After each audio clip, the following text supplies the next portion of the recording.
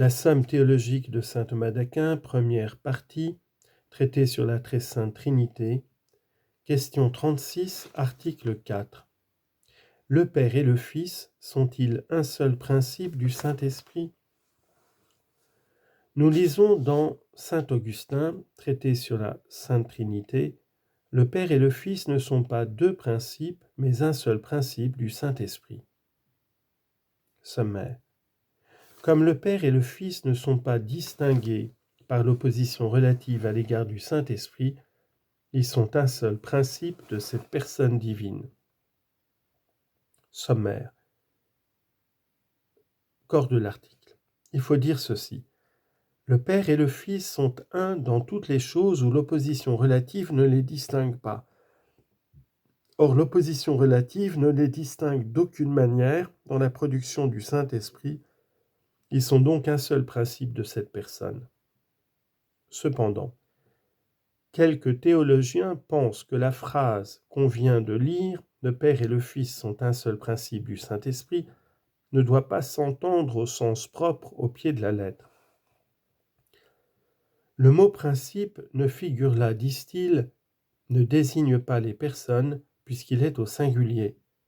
Il désigne donc une propriété et dès lors il se prend adjectivement. Et puisqu'un adjectif ne peut être déterminé par un autre adjectif, il faut que un s'entende adverbialement de telle sorte que notre proposition signifie le Père et le Fils sont d'une seule manière, au même titre également le principe du Saint-Esprit. Mais si ce raisonnement était fondé, ne devrait-on pas dire pour la même raison que le Père est deux principes, c'est-à-dire qu'il est de deux manières le principe du Fils et du Saint-Esprit ? Voilà donc ce qu'il faut enseigner. À la vérité, le mot principe signifie dans notre phrase une propriété, un attribut. Mais il le signifie substantivement, de même que les mots Père et Fils dits de l'homme. Il reçoit donc son nombre, comme tous les substantifs, de la forme de l'entité qu'il exprime.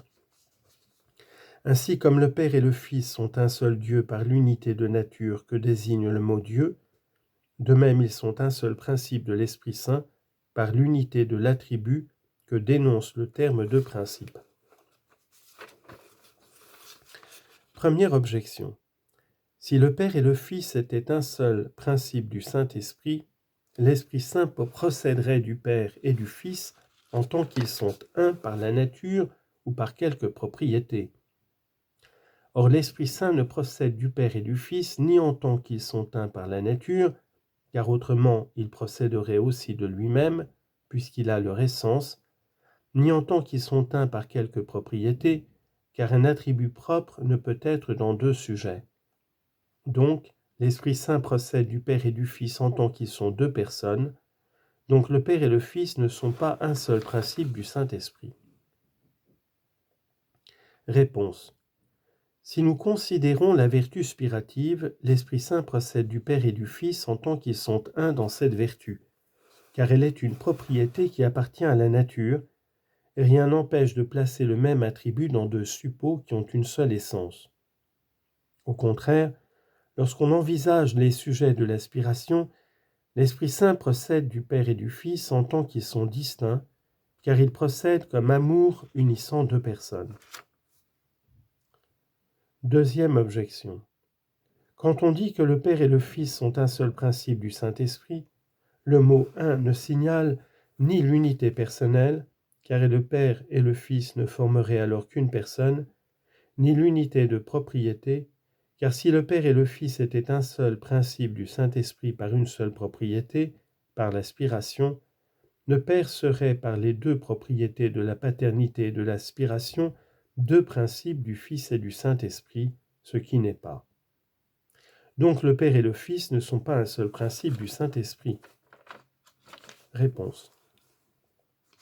Lorsque nous disons le Père et le Fils sont un seul principe du Saint-Esprit, le mot principe dénonce une seule propriété, l'attribut qu'il exprime, rien de plus.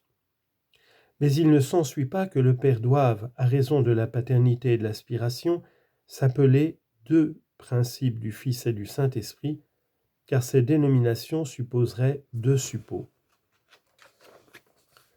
Troisième objection. Le Fils n'a pas plus d'affinité avec le Père que le Saint-Esprit.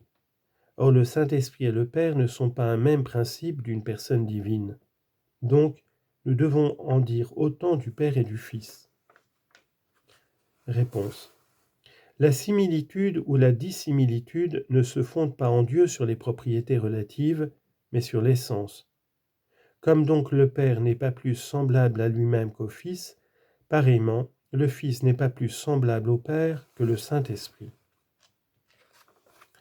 Quatrième objection. Si le Père et le Fils sont un seul principe du Saint-Esprit, ce principe un est la paternité ou ne l'est pas. Or, s'il est la paternité, il s'ensuit que le Fils est Père. S'il n'est pas la paternité, nous devons dire que le Père n'est pas Père. Donc, le Père et le Fils ne sont pas un seul principe du Saint-Esprit. Réponse. Cette proposition, le Père et le Fils sont un seul principe qui est le Père ou qui ne l'est pas, ne renferme point une contradiction rigoureuse, de sorte que rien ne nous oblige de choisir entre les deux alternatives qu'elle nous présente.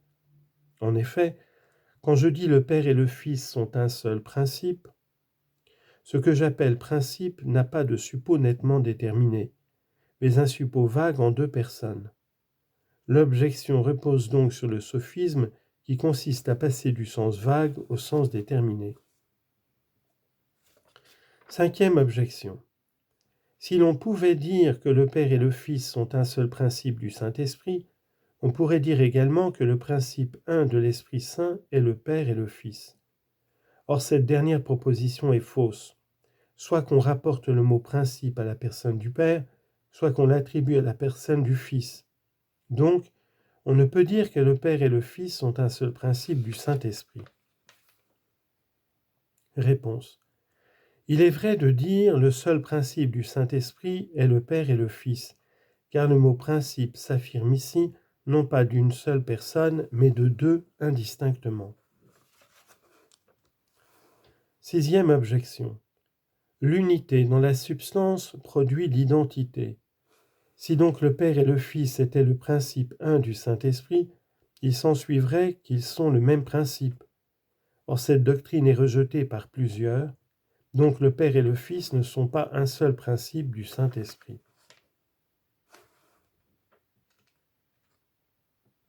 Réponse. On peut dire également que le Père et le Fils sont le même principe du Saint-Esprit, car encore une fois, le mot principe se rapporte vaguement, confusément, aux deux premières personnes divines. Septième objection. Le Père et le Fils et le Saint-Esprit sont appelés le seul Créateur parce qu'ils sont l'unique principe de toute chose. Or, on appelle le Père et le Fils non pas un, mais deux spirateurs. C'est ainsi que s'exprime une foule de théologiens. C'est là ce que saint Hilaire dit, bien qu'en d'autres termes, dans son passage de son traité sur la Trinité, le Saint-Esprit a pour auteur le Père et le Fils, donc le Père et le Fils ne sont pas un seul principe du Saint-Esprit. Réponse.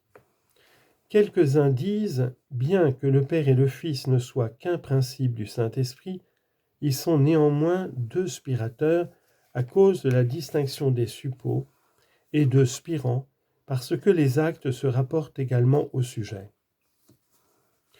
On ne peut, continuent les auteurs que nous citons, raisonner de même à l'égard du mot créateur, car l'Esprit Saint procède du Père et du Fils comme de deux personnes distinctes, mais les créatures proviennent du Père et du Fils et du Saint-Esprit comme de trois personnes unies dans la nature. Cette doctrine ne paraît pas fondée. Nous croyons qu'il vaut mieux enseigner ceci. Comme spirant est un adjectif et spirateur un substantif, nous pouvons dire que le Père et le Fils sont deux spirants parce qu'ils forment deux suppôts, mais nous ne pouvons dire qu'ils sont deux spirateurs parce qu'ils n'ont qu'une spiration. Car les adjectifs suivent le nombre des suppôts, tandis que les substantifs adoptent celui des formes qu'ils expriment. Quant à ce que dit saint Hilaire, que le Saint-Esprit a le Père et le Fils pour auteur, il suffit de remarquer que ce dernier substantif est pris pour un adjectif.